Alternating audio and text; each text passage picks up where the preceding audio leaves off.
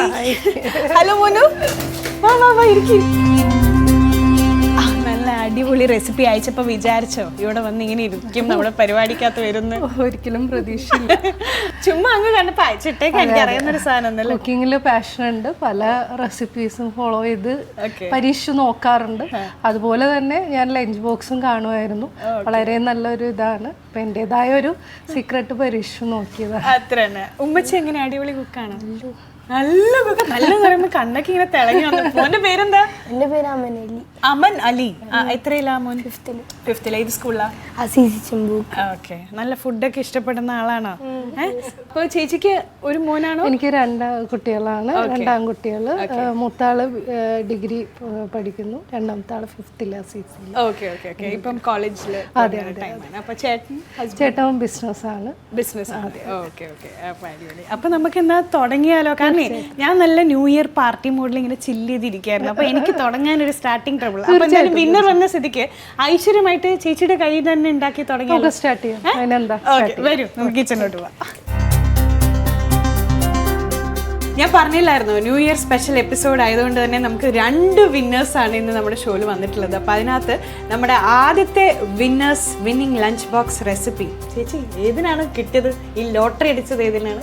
നമ്മൾ ഈ ഈസി ആയിട്ടുള്ള, അതായത് വീട്ടിലുള്ള റൈസ് വെച്ചിട്ട് തന്നെ നമുക്ക് കൂടുതൽ പച്ചക്കറികൾ ആഡ് ചെയ്ത് ഒരു ലഞ്ച് ബോക്സ് റെസിപ്പിയാണ് ചെയ്തിരിക്കുന്നത്. അപ്പോൾ കുട്ടികൾ അത് കഴിക്കുകയും ചെയ്യും, വെജിറ്റബിൾസ് ഒക്കെ അകത്ത് ചെല്ലുകയും ചെയ്യും. നല്ല സിമ്പിൾ ആയിട്ടുള്ള ഒരു റെസിപ്പിയാണ്. അതിന് പേരിട്ടിട്ടുണ്ടോ?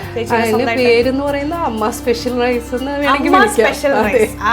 അപ്പോൾ ഉമ്മച്ചി ഉണ്ടാക്കണ അമ്മ സ്പെഷ്യൽ റൈസ് നമ്മളിപ്പോ എങ്ങനെയാണെന്ന് കാണാൻ പോകുന്നു. ഓക്കെ, നമുക്ക് കോൺസെൻട്രേറ്റ് ചെയ്ത് കാണാം. സാധാരണ ചോറാണല്ലേ? സാധാരണ ചോറാണ്. അതുപോലെ തന്നെ നോൺ വെജ് ആയിട്ടുള്ള എല്ലാ ഐറ്റംസും, ചിക്കൻ ഉണ്ട്, എഗ് ഉണ്ട്, മസ്റ്റേർഡ്, ചെറിയ ഉള്ളി, അതുപോലെ തന്നെ ക്യാപ്സിക്കം, ക്യാരറ്റ് ഒക്കെ ഉണ്ട്. നമുക്ക് എത്ര വെജിറ്റബിൾസ് വേണമെങ്കിലും ഇതിൽ ആഡ് ചെയ്യാം. പൊട്ടറ്റോ വേണമെങ്കിൽ പൊട്ടറ്റോ, അതുപോലെ തന്നെ ഗ്രീൻ പീസ്, എന്ത് വേണമെങ്കിലും ആഡ് ചെയ്യാം. നമുക്ക് അവൈലബിൾ ആയിട്ടുള്ള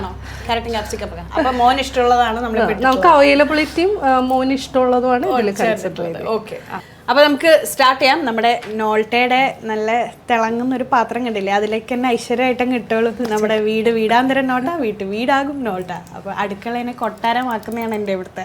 അപ്പോൾ ചേച്ചി തുടങ്ങിക്കോ. അവനെങ്ങനത്തെ ഭക്ഷണമാണ് ഇഷ്ടം? ചിക്കൻ ഉള്ളതായി കഴിക്കുള്ളൂ അല്ലെങ്കിൽ അങ്ങനെയൊക്കെ ഉണ്ടോ? ചിക്കൻ ഉള്ളതേ കഴിക്കുള്ളൂ? രാവിലെ മുതൽ ചിക്കൻ അടിച്ചു മാറണ വീട്ടിൽ നിന്ന്. എന്താണ് ഏറ്റവും ഇഷ്ടപ്പെട്ട ബ്രേക്ക്ഫാസ്റ്റ്? പത്തിരിയും ബീഫും ദോശ. ചിക്കൻ വേണം? ദോശ അഡ്ജസ്റ്റ് ചെയ്യാം. പിന്നെ ഉച്ചക്ക് ചോറും മീൻ കറിയൊക്കെ ആയിട്ട്.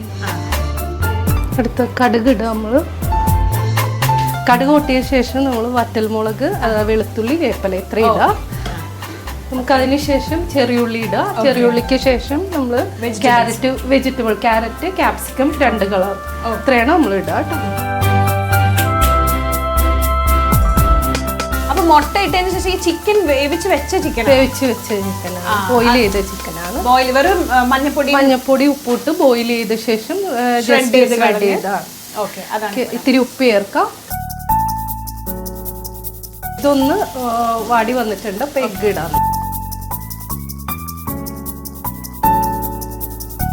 നെക്സ്റ്റ് ചിക്കൻ ആഡ് ചെയ്യാം. ചിക്കൻ പറഞ്ഞ പോലെ തന്നെ നമ്മൾ ഉപ്പിട്ട് മഞ്ഞപ്പൊടി വേവിച്ച് വെച്ചു.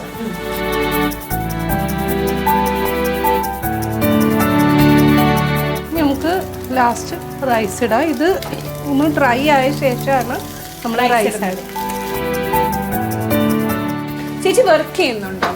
ഞാൻ വർക്ക് ചെയ്യുന്നുണ്ട്. അപ്പൊ എങ്ങനെയാണ് സമയമൊക്കെ മാനേജ് ചെയ്യുന്നത്? നമ്മള് വെജിറ്റബിൾസും കാര്യങ്ങളൊക്കെ നമ്മൾ രാത്രി പ്രിപ്പയർ ചെയ്ത് വെച്ച് കഴിഞ്ഞാൽ രാവിലെ നമുക്ക് ഉണ്ടാക്കാൻ വേഗം എളുപ്പമാണ്.